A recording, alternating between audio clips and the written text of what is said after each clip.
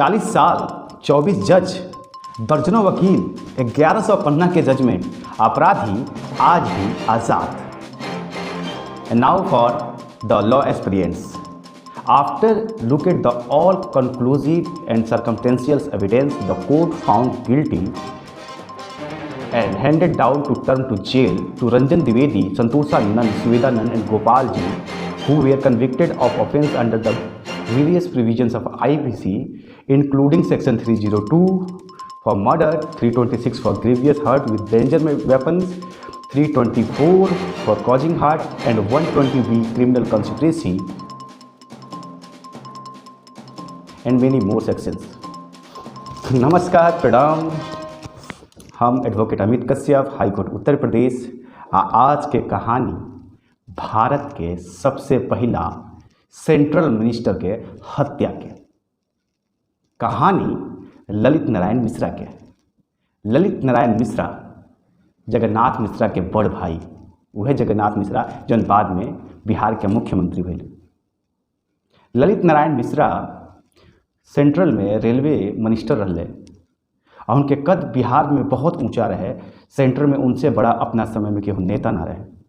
एक समय में इंदिरा जी से उनके क्लोजनेस इतना रहे और दूसरा तरफ जयप्रकाश नारायण से, तो उनका बारे में ई कहल जाला कि अगर ललित नारायण मिश्रा जिंदा रहते हैं तो जयप्रकाश आ इंदिरा जी के बीच में इतना बड़का मतभेद कबो खड़ा ना हुई। काहे कि जब भी कोनो ऐसा समस्या आवे तो जयप्रकाश नारायण जी के और इंदिरा जी के बीच में मध्यस्थता के काम ललित नारायण मिश्रा ही करस। ललित नारायण मिश्रा के कद बिहार और देश के राजनीति में इतना ऊंचा रहे कि उनका बारे में ई कहल जाओ कि अगर ललित नारायण मिश्रा आज जिंदा रहते तो बिहार इतना पिछड़ा ना रहते।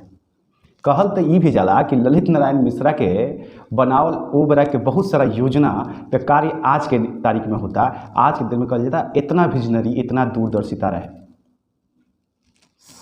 साल 1975, 2 जनवरी 1975 दिल्ली से पटना एगो फ्लाइट आयल जौना में ललित नारायण मिश्रा जी रहनी। ललित नारायण मिश्रा के समस्तीपुर से मुजफ्फरपुर बड़ी लाइन के उद्घाटन करे के रहे। पहला बड़ी लाइन रहे। ललित नारायण मिश्रा जब 2 जनवरी 1975 के पटना एयरपोर्ट पे पहुँचने तो वो बेरा ठंड के मौसम में बहुत ज़्यादा कुहासा रहे। ऐसे पायलट बार बार उनका के मना कैलस कि सर क्लाइमेट सही नहीं है और हम लैंड नहीं कर पाएंगे। पर वो कहल जाला ना कि मौत के दिन मुकर्रर हो जाता आदमी कुछ नहीं कर सकत।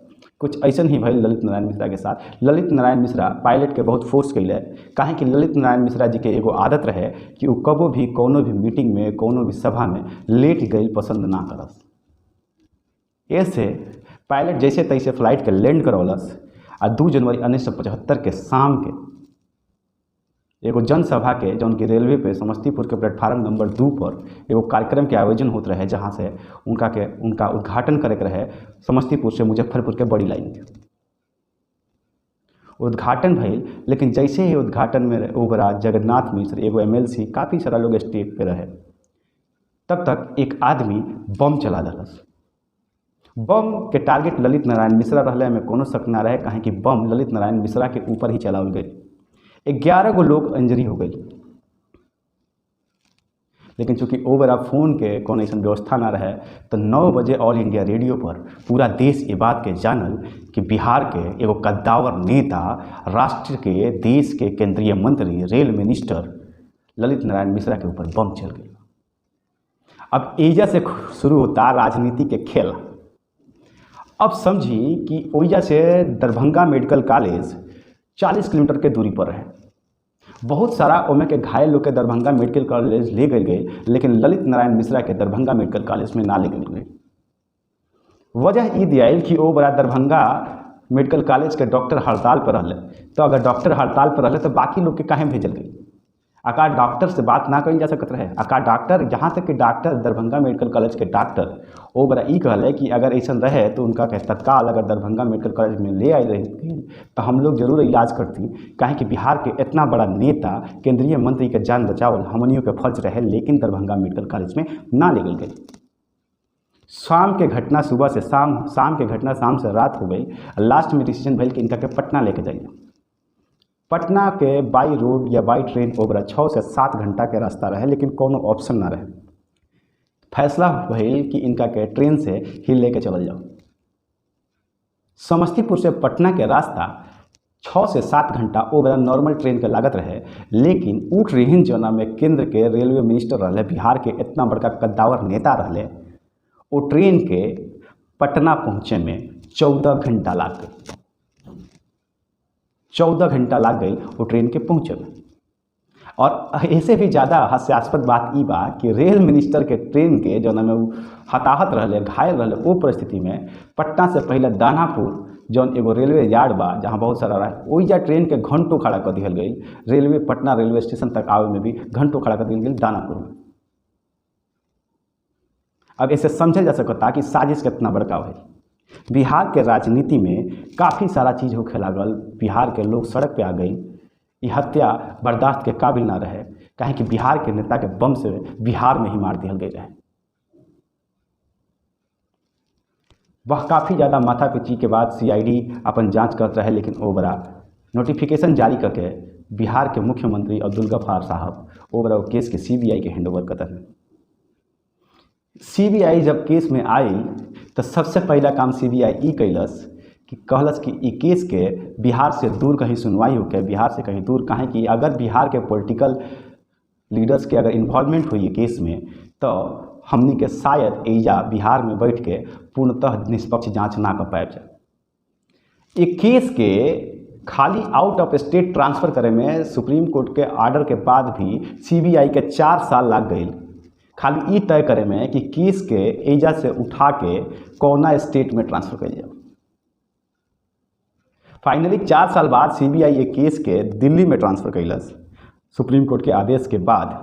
आ केस में सीबीआई के जांच के डायरेक्शन एगो अलग ही दिशा में मूव हो गई। एक तरफ जहां एकरा के पॉलिटिकल हत्याकांड कहल जाता रहे, एक तरफ एकरा के ई कहल जाता है कि इंदिरा जी इनका के अपना प्रतिपक्ष में समझत रही, इंदिरा जी इनका बढ़ता कद से कहीं ना कहीं भयभीत होकर एगो पॉलिटिकल मर्डर है, लेकिन सीबीआई के जांच पूरी तरह से बदल गई। प्रभात रंजन सरकार वो बड़ा रेलवे में एगो कर्मचारी रहे, लेकिन काफ़ी पॉपुलर फिगर रहे। अब बाद में ये अपन नाम बदल के आनंद मूर्ति बाबा हो गए आ आनंद मठ आनंद मार्ग के स्थापना कैले। आ यहाँ तक कि ओबरा के तत्कालीन प्रेसिडेंट ज्ञानी जैल सिंह इनका के ओबरा के अपना समय के सबसे मजबूत स्पिरिचुअल गुरु समझत रहे। रिटन डॉक्यूमेंट में ये लिखल बा।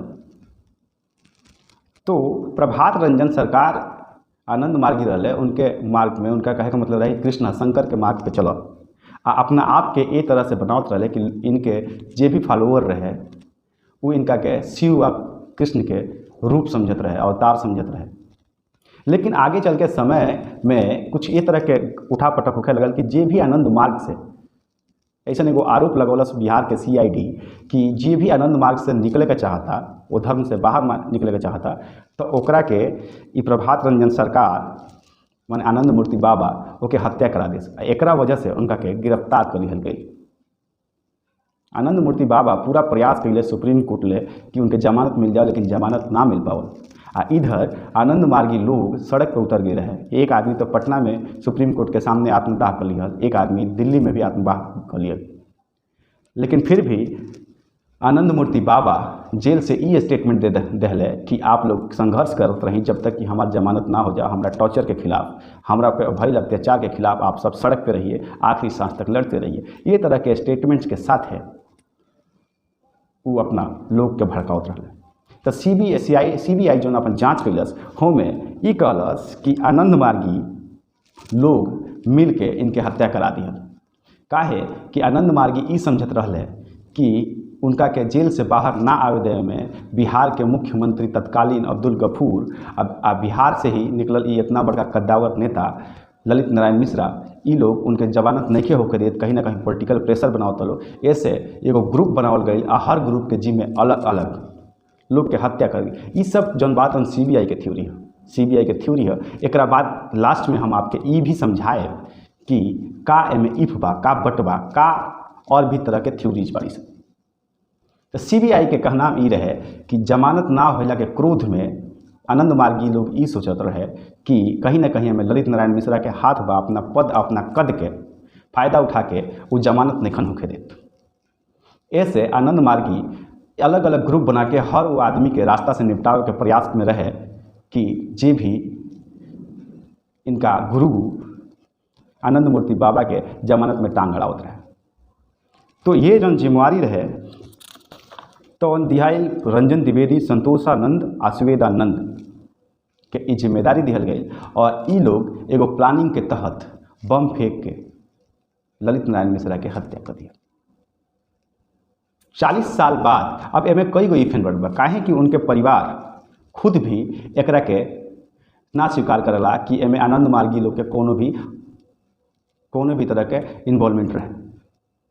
उनके परिवार ई कहेला कि ई एगो पॉलिटिकल मर्डर रहे जोना के सरकार ओ बरा के सरकार छिपावत रहे। यहाँ तक कि कर्पूरी ठाकुर एगो कमेटी बनौले, वो कमेटी में भी ई कहल, कमेटी के लोग के रिपोर्ट जनाइल तो उन्होंने ई कहलस कि एमे आनंद मार्गी के कोनो रोल नहीं है।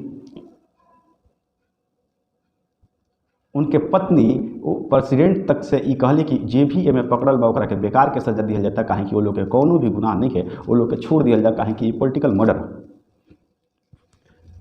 तो ए तरह से सीबीआई अपन पेश कैलस। कमेटी में जितना भी गवाह अले, जौन भी एविडेंस, भी ई बात एक्सेप्ट कैले कर्पूरी ठाकुर कमेटी में कि उनका ऊपर सीबीआई ई दबाव बनावत रहे कि वो लोग इहे गवाही देवलो जौन सीबीआई कहता। अब सीबीआई ई दबाव काहे बनावत रहे, काहे कि एगो और अंदर के खबर हम आप सबके अगर बताई तो एगो इहो रहे कि एक समय में इंदिरा जी के सबसे करीबी नेताओं में से एक ललित नारायण मिश्रा के बिहार में कद इतना बढ़त जात रहे, इतना बड़ा हो जात रहे कि कहीं ना कहीं जौन पुरान खबरी कहले, जौन पुरान लोग के जौन सोच बा, जौन राजनीतिक विश्लेषक बारे ई कहले कि कहीं ना कहीं बिहार में और देश भर में ललित नारायण मिश्रा के रेलवे में कई काम, उनके बढ़त कद इंदिरा गांधी के भी भयभीत करत रहे। और भी कुछ बहुत बड़ा बड़ा पॉलिटिकल नेता जौन सेंट्रल में रहे, उनका के बचावे के एक तरह से एगो तरीका रहे, ऐसा लोग के मानल बा। लेकिन ए बारे में कुछ भी पुख्ता सबूत नहीं है, जैसे ए बारे में साफ रूप से कुछ भी कहल मुश्किल बा। ऐसे हम भी कुछ कह नहीं सकते। हालांकि हमरा लगे इन साइड बहुत सारा खबर बाड़ी सन, बहुत सारा रिसर्च बाड़ी सन, लेकिन कोनो भी चीज़ as a lawyer, as a advocate हम कोनो भी चीज़ वो तरह के आपके नहीं बता सकत जो ना के साइंटिफिक प्रूफ ना होके, चाहे कोर्ट जो ना के एक्सेप्ट ना करोगे। लेकिन अब आई कहानी में ट्विस्ट। कहानी में ट्विस्ट तब आयल जब जजमेंट आयल 2 नवंबर 2014 के। 2014 में रंजन द्विवेदी, संतोषानंद, सुवेदानंद गोपाल के सेशन कोर्ट दिल्ली के अपराधी मनलस आ उम्र कैद के सजा देता था। साथ में कोर्ट में जज साहब इहो कहले कि हम आप लोग के सजा नहीं देत, आप लोग के रिवार्ड देतनी, काहे कि 40 साल बाद अब आप लोग के एगो आराम के ज़िंदगी चाहिए, बैठ के खाए के चाहिए। तो अब 40 साल बाद ये आदमी 75 साल के होते, इसलिए आपको हम जेल देतनी कि आप आराम से जाके बैठ के खाइए। ये जज के कहनाम रहे ओ बेरा के तत्कालीन जज विनोद गोयल, ऑनरेबल जस्टिस विनोद गोयल ये बात कहने रहे। लेकिन जब मामला हाई कोर्ट में 2015 में गई तो एविडेंस के कमी के वजह से ये लोग के बाइज्जत बरी कर दिया गई। मतलब ई भइल कि नो वन किल ललित नारायण मिश्रा। ललित नारायण मिश्रा के केहू मरल ही नहीं है, उनके हत्या भई नहीं गई, काहे कि केहू के सजे ना भइल। 40 साल 44 साल हो गए, आज भी जजमेंट खातिर उनके परिवार लड़त।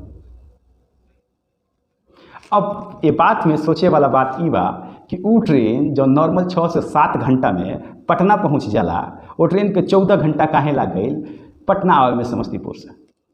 वो ट्रेन जो में रेलवे मिनिस्टर बैठल रहे, वो ट्रेन के दानापुर के बाईपास पर काहे खड़ा कर दिया गई। सवाल इहो खड़ा होता कि बगल में ही दरभंगा में बाकी लोग के दरभंगा मेडिकल कॉलेज में भेजल गई इलाज खातिर, लेकिन ललित नारायण मिश्रा के काहे ना ले गई।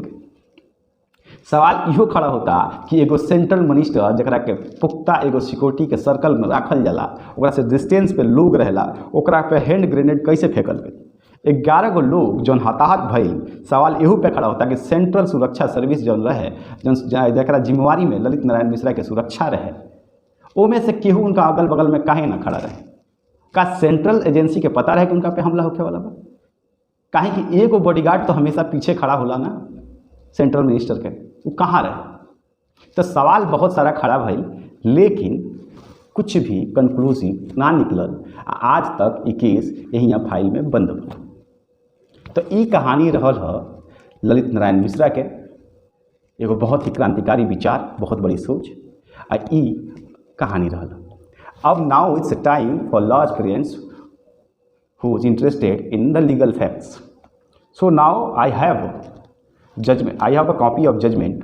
So now the judgment is District Judge Vinod Goyal handed down to jail term to Ranjan Dwivedi, Santoshanand, Swedanand and Gopalji to the convicted of under versus provisions of IPC including section 302 for murder, 326 for voluntary causing grievous hurt by the dangerous weapon or mean, 324 voluntary causing hurt and 120B criminal conspiracy. याद रखना है कि दो लोग मिलकर अगर कोई भी कांड तैयारी करते हैं जिनका मोटिव एक होता है और एक साथ मिलकर काम करते हैं उसको क्रिमिनल कंस्पिरेसी कहते हैं।